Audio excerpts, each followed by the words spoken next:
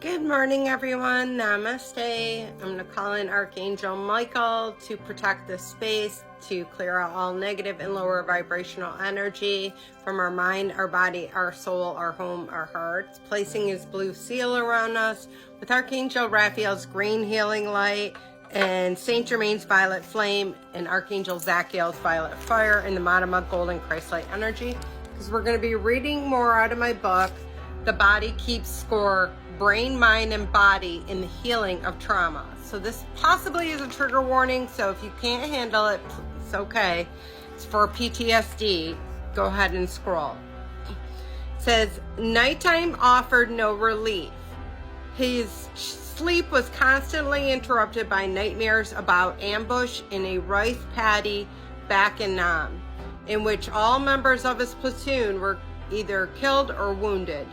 He had terrified flashbacks in which he saw Vietnamese children.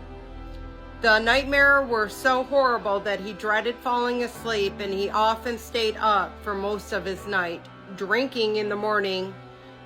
His wife would find him passed out on the living room couch, and she and the boys had to tiptoe around him while she made him breakfast before taking them to school. Filling me in this background, Tom said that he had graduated from high school in 1965, the valedictorian of his class. In line with his family tradition of military service, he enlisted in the Marine Corps immediately after graduation. His father had served in the World War II of General Patton's army, and Tom never questioned his father's expectations. Athletic, intelligent, and obviously a leader, Tom felt powerful and effective in finishing his basic training, a member of a team that was prepared for just about anything. In Vietnam, he quickly became a platoon leader in charge of 8 or more other Marines, slogging through the mud while being strafed by machine gun fire, and can leave people feeling pretty good about themselves and their comrades. At the end of his tour, Tom was honorably discharged, and all he wanted was to put Vietnam behind him. Outwardly, that's exactly what he did. He attended college on the GI Bill and graduated from law school and married his high school sweetheart, and they had 2 sons. Tom was upset about how difficult it was to feel any affection for his wife, even though her letters have kept him alive in the madness of the jungle.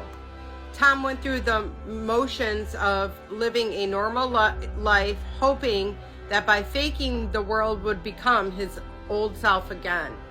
He now had a thriving law practice and a picture-perfect family, and he sensed he wasn't normal, and he felt dead inside. So it just goes to show you guys, it seems like someone like Tom would have it all, right? He's got the beautiful wife, he's got the law practice, he's got 2 kids, but he is literally just replaying and cannot stop the cycle of what he's going through. And for me personally, what I would feel as somebody who has had PTSD and helped to heal themselves, I would feel like he would probably benefit from getting some Reiki, probably some hypnosis to clear out his subconscious, because when we can't deal with things, we shove it again up in the subconscious. So it's just sitting there, and that's negatively impacting him on a daily basis. The Reiki, it's stored in his chakras, so that's negatively impacting his health and the balance, of the way he thinks and everything like that. So he would benefit from those, as well as maybe even some yoga, to be honest with you, and meditation. It's just to tell you that you can heal it.